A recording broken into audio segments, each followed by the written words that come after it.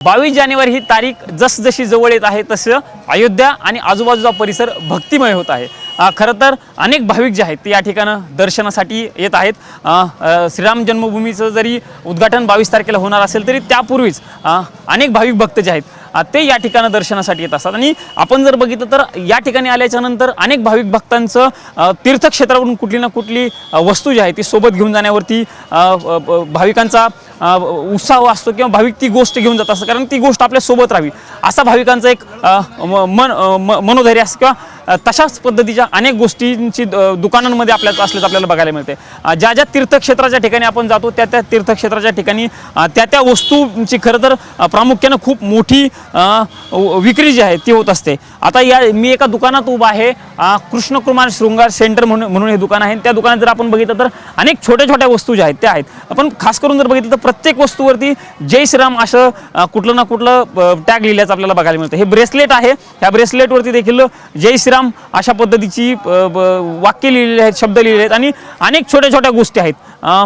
या ठिकाणी आपण जर बघितलं तर छोटं राम मंदिराची देखील एक प्रतिकृती आहे आणि हा सगळा किचन्स असतील किंवा गळ्यात घालायचे आपल्या गळ्यात घालण्यासाठी जे छोट्या छोट्या वस्तू असतील या सगळ्या वस्तूंचा माहोल जो आहे तो या ठिकाणी असल्याचं आपल्याला बघायला मिळते। या दुकानाचे मालक आहेत माझ्यासोबत, आपण त्यांच्याशी गप्पा मारूया आणि त्यांच्याकडनं विचारून घेऊया की नेमकं काय काय सध्या मार्केटमध्ये चालतं। नमस्कार, आपका शुभ नाम बताइए। हमारा शुभ नाम कृष्ण कुमार गुप्ता है।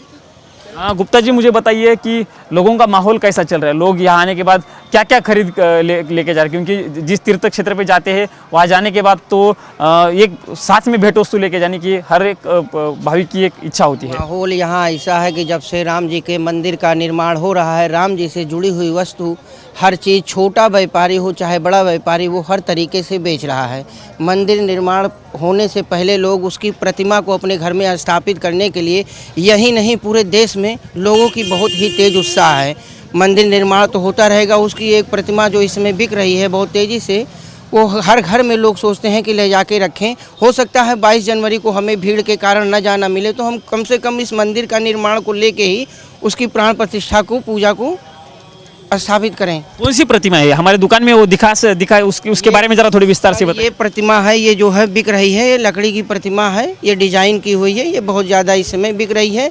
इसी आधार पे ये मंदिर का मॉडल है, तो इसको लोग अपने घर में रखना चाहते हैं। वो मंदिर निर्माण होने से तारीख तो तय हो ही चुकी है, क्या पता उस दिन आ पाए कि ना आ पाए, इसीलिए वो रख के पूजा पाठ अपने घर में ही करने की।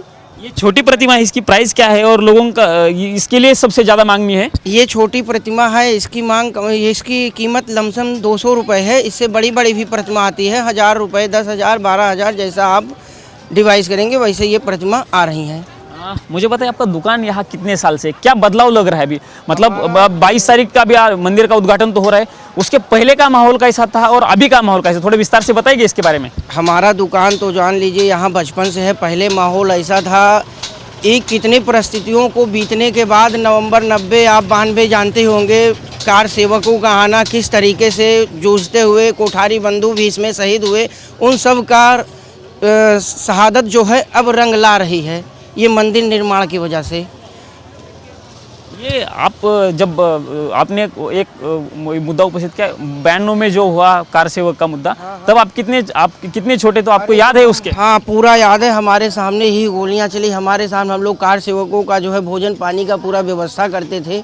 कोई दुकानें नहीं थी, जो भी खुले वही ये लोग। जिस समय ये माहौल है, लूट का माहौल एकदम जान लीजिए था, किस किस तरह से जंगलों से होते हुए वो राम मंदिर से जुड़े हुए कि यहाँ मंदिर बन जाए, ये मस्जिद हट जाए, आज उनका सपना साकार हो रहा है। यानी कि अपना भावनिक नाता है उस एकदम भावनिक नाता, हमारा ही नहीं पूरे देश का ही, ये पूरे देश के लिए है।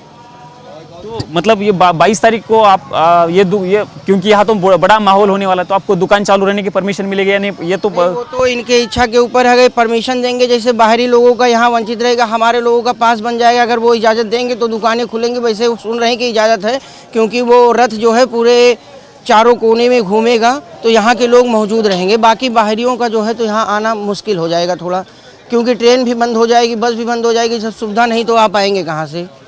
अच्छा, तो बाकी जो सामान है, किचन से वगैरह वगैरह दिख रहे हैं, हनुमान जी का ये छोटा गदा दिख रहा है, ये हाँ ये लॉकेट है, इसके बारे में लोगों की क्या मतलब, ये लेने में लोगों का कैसा होता ये है? सब आते हैं प्रसाद के रूप में ले जाते हैं, कुछ ना कुछ तो लेके जाते हैं, चाहे गदा हो चाहे हनुमान जी हो, सब यहाँ के लेके जाते हैं।